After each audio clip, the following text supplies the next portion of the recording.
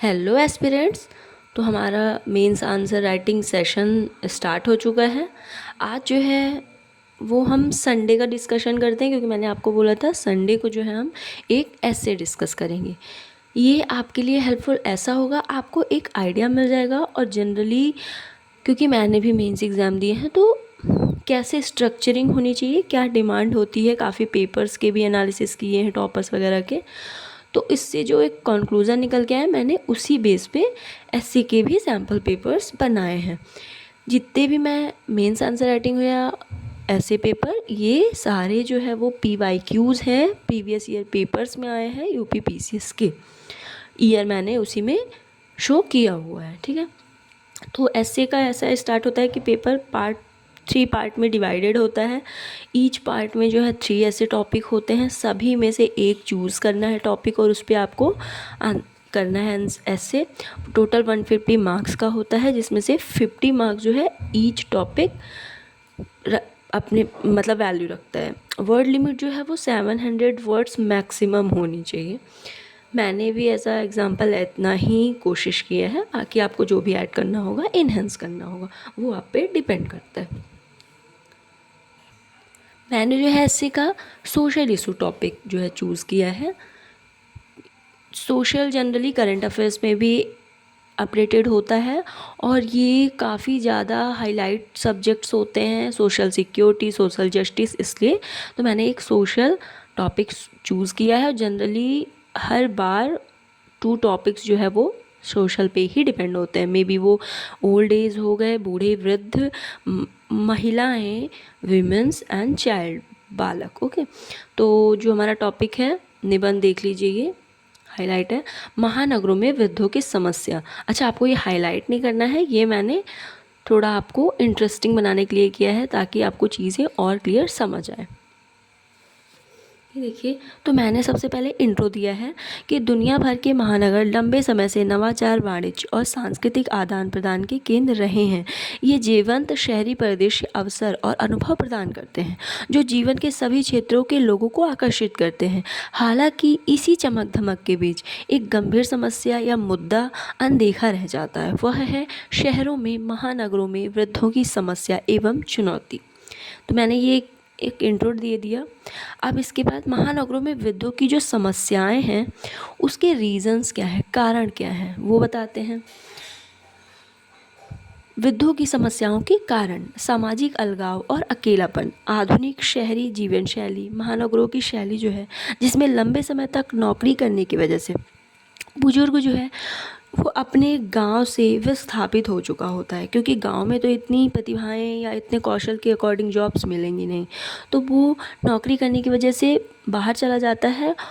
फिर अब वो उसने अगर 50 से 60 ईयर जो है 30 ईयर अगर उसने स्पेंड किए हैं शहर में, तो वो कहीं ना कहीं उस समाज से अलगाव महसूस करने लगता है, कटाव महसूस करने लगता है। तथा बच्चे भी एक अच्छे अवसर के लिए, स्किल्स के लिए, जॉब के लिए, शैक्षिक एवं व्यवसाय अवसर हेतु दूर चले जाते हैं। यहीं से अकेलापन एवं अवसाद पैदा होती है। मानसिक व भावनात्मक स्थिति नकारात्मक रूप से प्रभावित होती है। ये आपने देख लिया।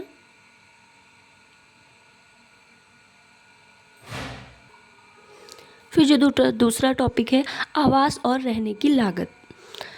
शहरी जीवन में जॉब, नौकरी करते करते ही जीवन निकल जाता है।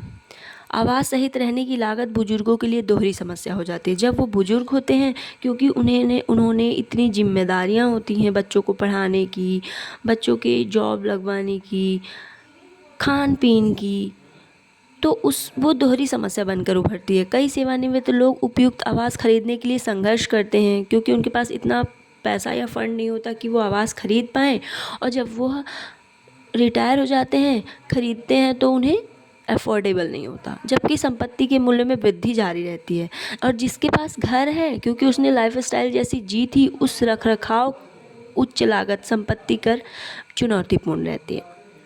फिर है हमारा भीड़ एवं गतिशीलता। महानगरीय शहरों में सार्वजनिक परिवहन, अपर्याप्त बुनियादी ढांचा बुजुर्गों के लिए चुनौती बनती है, जिससे उनकी स्वतंत्रता, सामाजिक जुड़ाव, अवसर सीमित होते हैं। उम्र के अनुकूल बुनियादी ढांचे जैसे लिफ्ट और रैंप, एस्केलेटर बुजुर्गों हेतु कठिनाई बनते हैं। आप जनरली रेलवे स्टेशन या कहीं भी जाएंगे, अगर वहाँ एस्केलेटर है तो आपने देखा होगा, ना सिर्फ बुजुर्ग, इवन जो हमारी माँ पिता के जनरेशन के लोग हैं वो भी इससे काफ़ी ज़्यादा संघर्ष करते हैं। ये भी इन्हें पीछे ढकेलता है।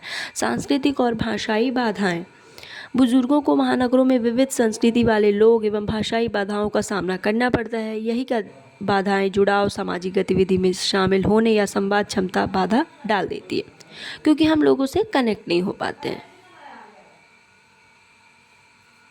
फिर हमारा स्वास्थ्य देखभाल सेवाएं, उन्नत चिकित्सा सुविधाओं के बावजूद लंबे समय तक इंतज़ार करना। जैसे आप बड़ी हॉस्पिटल्स में पहुंच तो जाएंगे, या तो फिर उतना आपके पास पैसा होना चाहिए या फिर उतना इंतज़ार।